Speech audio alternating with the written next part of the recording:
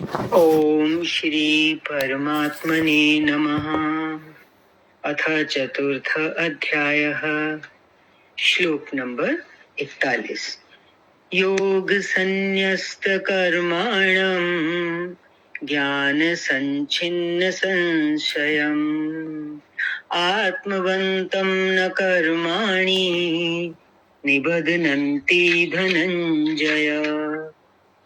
जिसके कर्म योग द्वारा भगवान में समाहित हो चुके हैं। समर्पण भाव से जब कर्म शुरू हो जाते हैं जीवन में, अकर्ता भाव से तात्पर्य है, तो कर्म योग हुआ और वो कर्म भगवान में समाहित हो चुके हैं। जिसका संपूर्ण संशय परमात्मा की प्रत्यक्ष जानकारी द्वारा नष्ट हो गया है। अब साधक के अंदर कोई संशय शेष नहीं रहा। परमात्मा से संयुक्त ऐसे पुरुष को कर्म नहीं बांधते। जब आत्मा का परमात्मा से योग हो गया, परमात्मा से संयुक्त हो गया पुरुष, तो उसके द्वारा फिर जो कर्म हो रहे हैं वो उसके बंधन का कारण नहीं बनते। बंधन का कारण मीन्स जन्म मरण के चक्कर में फिर आत्मा नहीं आती। तो कहने का क्या तात्पर्य है कि योग के द्वारा ही कर्मों का शमन होगा। कौन सा योग? कर्म के द्वारा। और कर्म योग के द्वारा। तो कर्म योग के द्वारा कर्मों के शमन का क्या तात्पर्य हुआ? भगवान में समर्पित होके, भगवान में ही लीन होके कि कर्म करावन आपो आप। भगवान ही करने वाले हैं, मैं तो निमित्त मात्र हूं। इस तरह से समर्पण भाव से जब कर्म होते हैं तो इसको बोला योग, और इसी से कर्मों का शमन होता है। देखो, कर्म भी हो रहा है लेकिन अब कर्म अपना फल नहीं देगा। माना ज्ञान से ही संशय नष्ट होगा। परिणाम क्या है? ज्ञान। कर्मयोग का परिणाम भी क्या है? साक्षात्कार ना। तो वो साक्षात्कार क्या है? ज्ञान।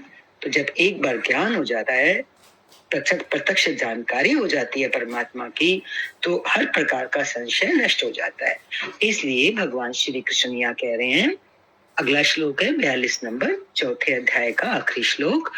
तस्मादज्ञान संभूतम इतस्थं ज्ञानस्नात्मनः चित्वैनं संशयं योगम आतिष्ठोतिष्ठ भारत।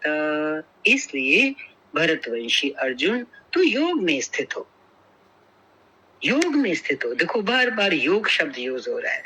योग में स्थित हो माना तू नहीं है, भगवान है। आत्मा का जब परमात्मा से योग हो गया तो कौन बचा? अंशी अंश में मिल गया, अंश अंशी में मिल गया तो योग हो गया। तो बचा कौन? परमात्मा। तू योग में स्थित हो जा, यही योग में स्थित होना है। और अज्ञान से उत्पन्न हुए हृदय में स्थित अपने इस संशय को ज्ञान रूपी तलवार से काट। जितने भी संशय हैं हमारे हृदय के अंदर, सबसे बड़ा संशय तो क्या है? मैं करता, अहम भाव, मैं करने वाला। तो जब ज्ञान रूपी तलवार से ये संशय कट जाता है तो अज्ञान का नाश हो जाता है। युद्ध के लिए खड़ा हो। गुरु से ज्ञान मिल गया, अर्जुन को भगवान कृष्ण ने ज्ञान दिया, तो फिर भगवान किस बात के लिए प्रेरणा दे रहे हैं? युद्ध के लिए खड़ा हो। माना अब तू अपना कर्म कर निश्चिंत होके, क्योंकि अब समर्पित भाव से करेगा ना कर्म, तो मन में कोई संशय, किसी प्रकार का भय नहीं है। जब साक्षात्कार में बाधक संशय रूपी शत्रु मन के भीतर है तो बाहर कोई किसी से क्यों लड़ेगा? अब यहाँ प्रश्न उठ रहा है, जैसा कि गीता में सभी जगह पर प्रतीकात्मक अर्थ भी बताए गए हैं। तो यहाँ पर प्रश्न उठाया कि जब शत्रु मन के भीतर है और साक्षात्कार में बाधक संशय रूपी शत्रु, भगवान के साक्षात्कार में आत्मा का परमात्मा में मिलने में जो सबसे बड़ा शत्रु है वो क्या है? संशय। जब वो हमारे भीतर है तो बाहर कौन से युद्ध की चर्चा यहाँ हो रही है? तो बता रहे हैं गुरुदेव कि वस्तुतः जब आप चिंतन पथ पर अग्रसर होते हैं साधना के मार्ग में, तब संशय से उत्पन्न बाह्य प्रवृत्तियां बाधा के रूप में स्वाभाविक हैं। बाह्य प्रवृत्तियां, कितनी दुष्प्रवृत्तियां हमारे मन के अंदर हैं, कितनी बाधाएं प्रकृति में से हमारे सामने आ सकती हैं, आती हैं रास्ते में, तो वो संशय पैदा करती है साधक के हृदय में। वही तो शत्रु के रूप में भयंकर आक्रमण करती हैं। वो दुष्ट प्रवृत्तियां, बाह्य प्रवृत्तियां, प्रकृति से संबंधित जो प्रवृत्तियां हैं, संयम के साथ यज्ञ की विधि विशेष का आचरण करते हुए, यज्ञ करना है, आराधना करनी है, वो एक विधि विशेष है, पीछे आ चुका है पूरा, हर बार हमने सुना इसके बारे में, उसका हमें आचरण करना है। और आचरण कैसे करना है बोल रहे, संयम के साथ, सेल्फ डिसिप्लिन, अपने ऊपर अंकुश रखते हुए, अपने को साधते हुए। और संयम से मतलब है दुष्ट प्रवृत्तियों से अपने आप को बचाते हुए, और जो शुभ प्रवृत्तियां हैं उनका विकास करते हुए, उनको अपने अंदर विकसित करते हुए। इन विकारों का पार पाना ही युद्ध है। आसुरी संपत्ति का नाश करना ही युद्ध है, जिसका परिणाम परम शांति है। देखो, एक एक विकार जब मनुष्य के अंदर से विदा होता है, या हम उसके ऊपर अपना नियंत्रण कर पाते हैं, विजय प्राप्त कर पाते हैं, तो शांति मिलती है। एक इंसान बहुत क्रोधी है, उसे बहुत क्रोध आता है, अब वो साधना में है, अब वो धीरे धीरे धीरे धीरे अपने अंदर संयम पैदा करता है, विचार करता है, मनन करता है, आचरण में लाने की कोशिश करता है जो गुरु ने उसको ज्ञान दिया है। तो क्या होता है, एक बार उठ जाता है जब अपने उस विकार से, तो उसको खुद को ही अच्छा लगता है, उसको खुद को ही शांति मिलती है। कहते हैं ना, जो क्रोध करने वाला होता है, सबसे ज्यादा अशांति तो उसी को मिलती है। और क्या बोला, यही अंतिम विजय है। विकारों का पार पाना ही युद्ध है, और जिसका परिणाम परम शांति है। और यही अंतिम विजय है, यही विजय है, वास्तविक विजय तो यही है मनुष्य के जीवन की। और कोई युद्ध जितना जीवन में इंसान करता है, उसके करने ना करने से कोई शांति अशांति का संबंध यहाँ नहीं है।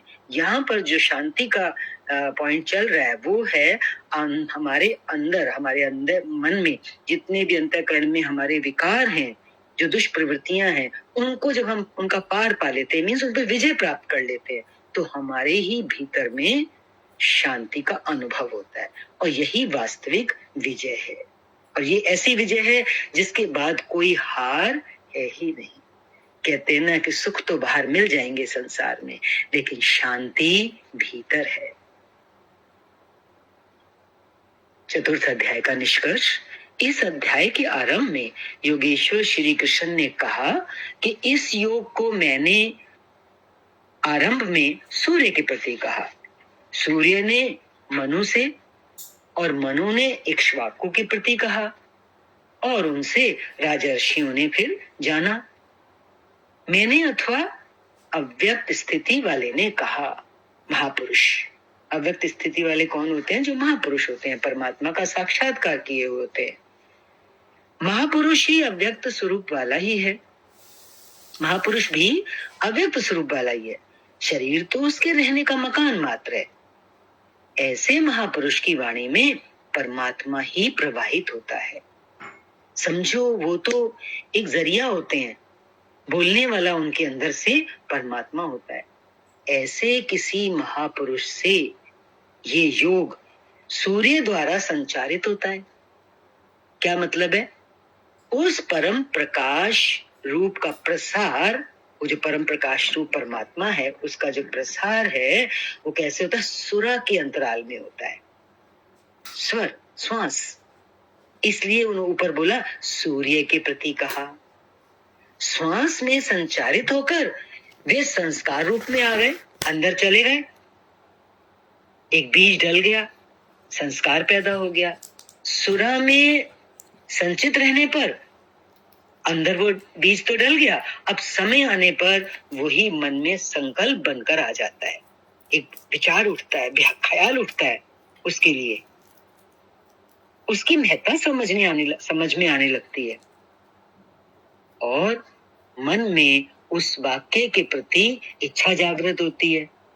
और देखो, एक बार किसी चीज के लिए भी जब इच्छा जागृत हो जाए तो इंसान उस तरफ बढ़ता है, उसको कार्य रूप देता है। इसी प्रकार आगे कह रहे हैं, क्रमशः उत्थान करते करते ये योग फिर धीरे धीरे जितना जितना विकास होता है साधक के जीवन में, रिद्धियों सिद्धियों की राजर्षित्व श्रेणी तक पहुंचने पर नष्ट होने की स्थिति में जा पहुंचता है। एक टाइम ऐसा भी आता है, बहुत उन्नति जब हो जाती है राजर्षि श्रेणी में पहुंच जाता है, बहुत संयम हो गया अपने ऊपर, मन पे कंट्रोल हो गया, तो वहां थोड़ा एक डर भी होता है नष्ट होने का। किंतु भगवान क्या कह रहे हैं आगे, किंतु जो प्रिय भक्त है, माना क्या, जो अनन्य सखा है, अनन्य में उसको तो दुनिया में और कुछ दिखाई नहीं पड़ रहा सिवाय प्रभु के, परमेश्वर के, उसे महापुरुष ही संभाल लेते हैं। ये बहुत सुंदर सी बात आ रही है यहाँ पर, महापुरुष संभाल लेते हैं। माना क्या, हम अपने आप को एक बार समर्पित कर देते हैं जब गुरु के चरणों में, तो हमारे अंदर फिर कोई डर नहीं रहना चाहिए कि कहीं मैं लड़खड़ा ना जाऊं। जहां कहीं विभक्त लड़खड़ाता है तो गुरु उसको संभाल लेता है।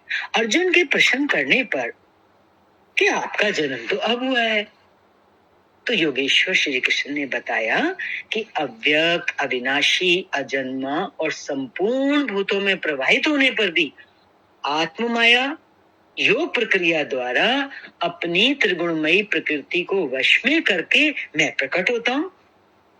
तो फिर प्रकट होकर करते क्या है?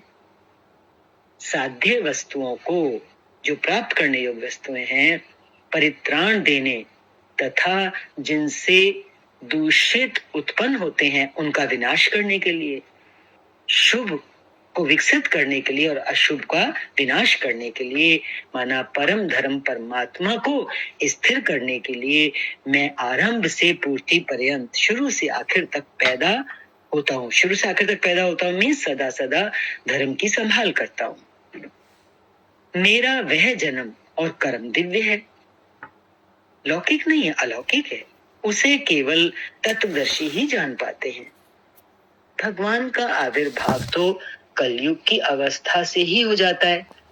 यदि सच्ची लगन हो, चारों युग हमारे अंतःकरण में ही बताए थे ना, अगर हमारे अंदर सच्ची लगन होगी तो कितना भी हमारा कलुषित हृदय होगा तो भी भगवान का आविर्भाव, यदि हमारे अंदर लगन होगी भगवान के प्रति, हमारी अनन्य भक्ति होगी, तो भगवान का आविर्भाव तो वहीं से शुरू हो जाता है। किंतु शुरू में जो साधक है ना, वो समझ नहीं पाता कि ये भगवान बोल रहे हैं या ऐसे ही संकेत मिल रहे हैं। आकाश से कौन बोलता है, क्वेश्चन है ये। महाराज जी बताते थे कि जब भगवान कृपा करते हैं, आत्मा से रथी हो जाते हैं, तो खंबे से, वृक्ष से, पत्ते से, शून्य से, हर स्थान से बोलते हैं और संभालते हैं।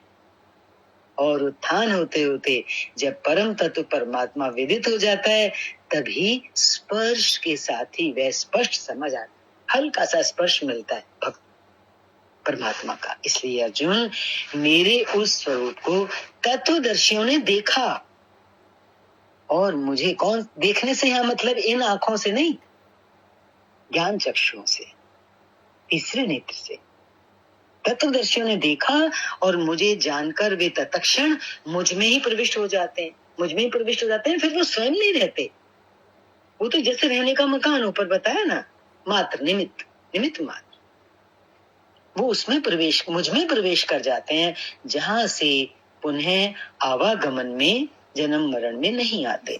इस प्रकार उन्होंने भगवान के आविर्भाव की विधि को बताया कि वह किसी अनुरागी के हृदय में होता है, बाहर कदापि नहीं। भगवान का आविर्भाव बाहर नहीं, हम बाहर देखते ना कोई अवतार है, ऐसा नहीं, अनुरागी के हृदय में होता है। श्री कृष्ण ने बताया, मुझे कर्म नहीं बांधते, और इस स्तर से जो जानता है, जिस स्तर पर भगवान कृष्ण है, जहां उन्हें कर्म नहीं बांधते, अगर वहां तक की जानकारी जिसको हो जाती है, तो कह रहे हैं उसे भी कर्म नहीं बांधते। उसी के लिए तो फिर साधना है ना, कि धीरे धीरे वहां तक पहुंचना है जहां कर्म हमें नहीं बांधे, वही कर्म योग है। यही समझकर मुमुक्षु पुरुषों ने कर्म का आरंभ किया था कि उस स्तर से जानेंगे तो जैसे श्री कृष्ण, वैसा ही उस स्तर से जानने वाला वो पुरुष, और जान लेने पर वैसा ही वह मुमुक्षु अर्जुन।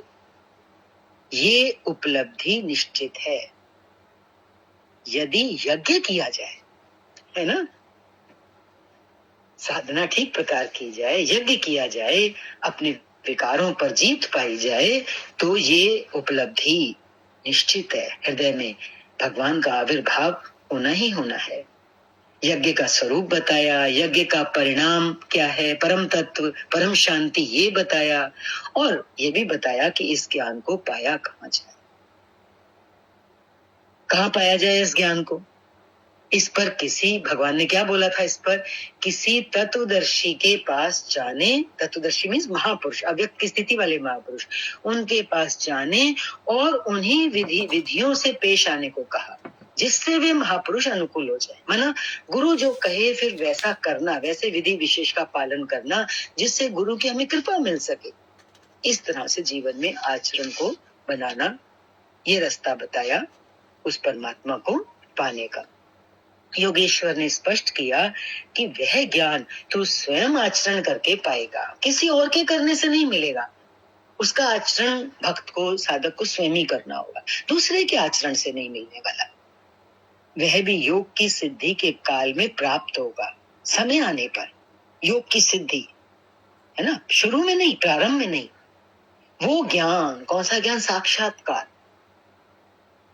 पूर्ण दर्शन उस प्रभु के कहाँ होंगे? हृदय देश में होगा, बाहर नहीं। श्रद्धालु, तत्पर, संयतेंद्रिय एवं संशय रहित पुरुष ही उसे प्राप्त करता है।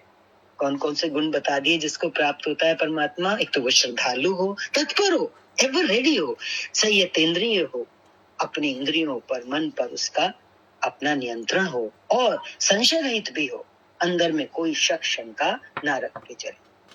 अतः हृदय में स्थित अपने संशय को, यदि कोई शक शंकाएं हैं भी, तो वैराग्य की तलवार से काट। जहां भी संशय आए तो उस चीज से वैराग लो, छोड़ो। इतना लंबा चौड़ा संसार है, कहां कहां अपने संशयों को मिटाएंगे। उठ जाओ, हर चीज से उठते जाओ, उठते जाओ। नेति नेति, ये भी नहीं है, ये भी नहीं है। क्या चीज सच है? गुरु ने जो बता दिया बस वही एकमात्र सत्य है। बाकी तो सब, हर चीज से क्या लेना है? वैराग्य लेना है। बाह्य युद्ध से गीता के ज्ञान का, गीतोक्त युद्ध का कोई प्रयोजन नहीं है। गीता में जो युद्ध की चर्चा चल रही है, जो वर्णन है, इसका बाह्य, किसी बाहर के युद्ध से तात्पर्य नहीं है। इस अध्याय में योगेश्वर श्री कृष्ण ने मुख्य रूप से यज्ञ का स्वरूप स्पष्ट किया और बताया कि यज्ञ जिससे पूरा होता है उस कार्य प्रणाली का नाम कर्म है। कर्म को भली प्रकार इसी अध्याय में स्पष्ट किया। इसलिए ओम तत्सदिति श्रीमद्भगवद गीता सुपनिषत्सु ब्रह्म विद्यायाम योग शास्त्रे श्री कृष्ण अर्जुन संवादे